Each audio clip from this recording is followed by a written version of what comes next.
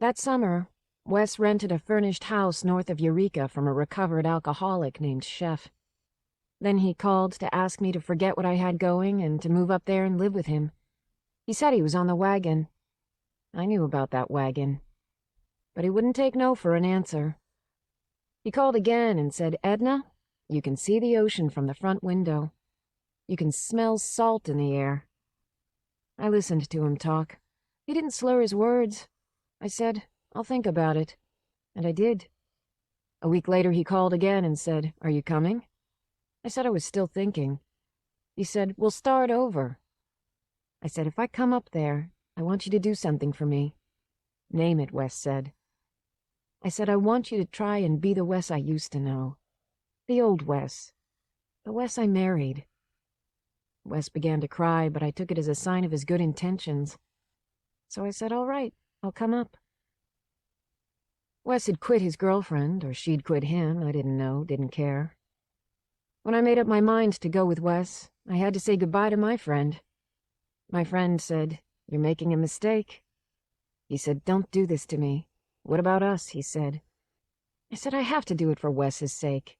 He's trying to stay sober. You remember what that's like." "I remember," my friend said, "but I don't want you to go." I said, "I'll go for the summer. Then I'll see. I'll come back," I said. He said, "What about me? What about my sake?" "Don't come back," he said.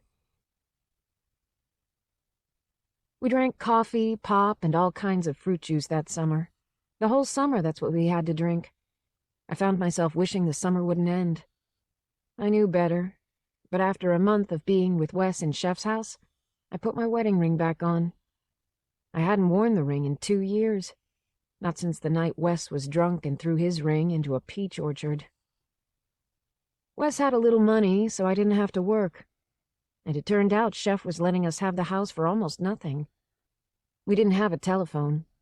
We paid the gas and light and shopped for specials at the Safeway. One Sunday afternoon, Wes went out to get a sprinkler and came back with something for me. He came back with a nice bunch of daisies and a straw hat. Tuesday evenings we'd go to a movie. Other nights, Wes would go to what he called his don't-drink meetings. Chef would pick him up in his car at the door and drive him home again afterward. Some days Wes and I would go fishing for trout in one of the freshwater lagoons nearby. We'd fish off the bank and take all day to catch a few little ones. "They'll do fine," I'd say. And that night I'd fry them for supper. Sometimes I'd take off my hat and fall asleep on a blanket next to my fishing pole. The last thing I'd remember would be clouds passing overhead toward the Central Valley. At night, Wes would take me in his arms and ask me if I was still his girl. Our kids kept their distance. Cheryl lived with some people on a farm in Oregon. She looked after a herd of goats and sold them milk. She kept bees and put up jars of honey. She had her own life, and I didn't blame her. She didn't care one way or the other about what her dad and I did, so long as we didn't get her into it. Bobby was in Washington working in the hay. After the haying season, he planned to work in the apples. He had a girl and was saving his money. I wrote letters and signed them, "Love always." One afternoon, Wes was in the yard pulling weeds when Chef drove up in front of the house. I was working at the sink. I looked and saw Chef's big car pull in. I could see his car, the access road and the freeway, and behind the freeway, the dunes and the ocean. Clouds hung over the water. Chef got out of his car and hitched his pants. I knew there was something.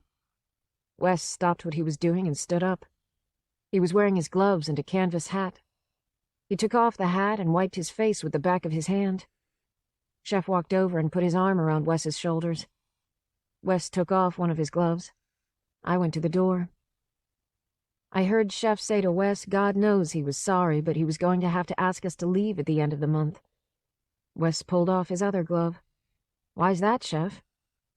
Chef said his daughter Linda, the woman Wes used to call Fat Linda from the time of his drinking days, needed a place to live, and this place was it. Chef told Wes that Linda's husband had taken his fishing boat out a few weeks back, and nobody had heard from him since. "She's my own blood," Chef said to Wes. "She's lost her husband. She's lost her baby's father. I can help. I'm glad I'm in a position to help, Chef said. I'm sorry, Wes, but you'll have to look for another house.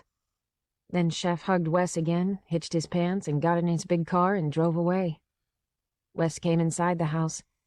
He dropped his hat and gloves on the carpet and sat down in the big chair. Chef's chair, it occurred to me. Chef's carpet, even. Wes looked pale. I poured 2 cups of coffee and gave one to him.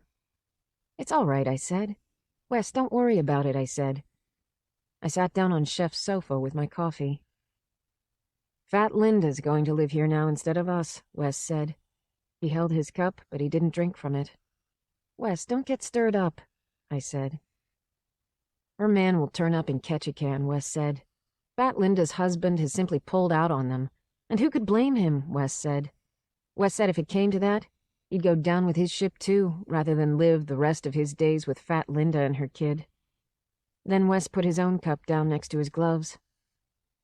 This has been a happy house up to now, he said. We'll get another house, I said. Not like this one, Wes said.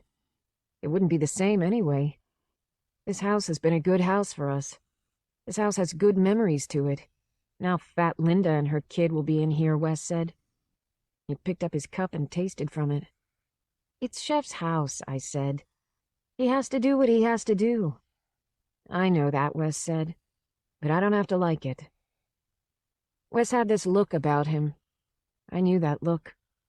He kept touching his lips with his tongue. He kept thumbing his shirt under his waistband. He got up from the chair and went to the window. He stood looking out at the ocean and at the clouds which were building up.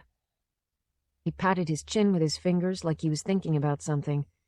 And he was thinking. Go easy, Wes, I said. She wants me to go easy, Wes said. He kept standing there. But in a minute he came over and sat next to me on the sofa.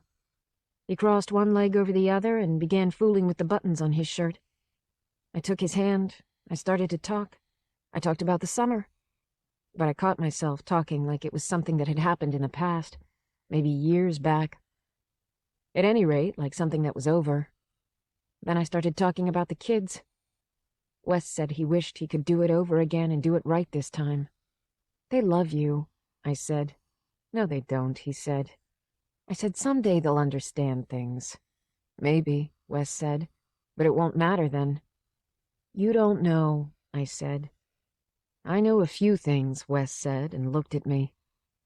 I know I'm glad you came up here. I won't forget you did it, Wes said. I'm glad too, I said. I'm glad you found this house, I said. Wes snorted. Then he laughed. We both laughed. That chef, Wes said, and shook his head. He threw us a knuckleball, that son of a bitch. But I'm glad you wore your ring. I'm glad we had us this time together, Wes said. Then I said something. I said, just suppose, nothing had ever happened. Suppose this was for the first time. Just suppose. It doesn't hurt to suppose. Say none of the other had ever happened. You know what I mean? Then what? I said. Wes fixed his eyes on me. He said, Then I suppose we'd have to be somebody else if that was the case. Somebody we're not. I don't have that kind of supposing left in me. We were born who we are. Don't you see what I'm saying? I said I hadn't thrown away a good thing and come 600 miles to hear him talk like this. He said, I'm sorry, but I can't talk like somebody I'm not. I'm not somebody else. If I was somebody else, I sure as hell wouldn't be here. If I was somebody else, I wouldn't be me. But I'm who I am. Don't you see? Wes, it's all right, I said. I brought his hand to my cheek. Then, I don't know, I remembered how he was when he was 19. The way he looked running across this field to where his dad sat on a tractor, hand over his eyes, watching Wes run toward him.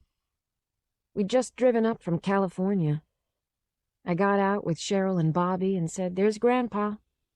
But they were just babies. Wes sat next to me, patting his chin, like he was trying to figure out the next thing. Wes's dad was gone, and our kids were grown up. I looked at Wes, and then I looked around Chef's living room at Chef's things, and I thought, we have to do something now and do it quick. Hun, I said. Wes, listen to me. What do you want? He said. But that's all he said. He seemed to have made up his mind. But having made up his mind, he was in no hurry. He leaned back on the sofa, folded his hands in his lap, and closed his eyes. He didn't say anything else. He didn't have to. I said his name to myself. It was an easy name to say, and I'd been used to saying it for a long time. Then I said it once more. This time I said it out loud. Wes, I said. He opened his eyes, but he didn't look at me. He just sat where he was and looked toward the window. Fat Linda, he said. But I knew it wasn't her. She was nothing, just a name. Wes got up and pulled the drapes, and the ocean was gone just like that. I went in to start supper. We still had some fish in the icebox. There wasn't much else. We'll clean it up tonight, I thought, and that will be the end of it.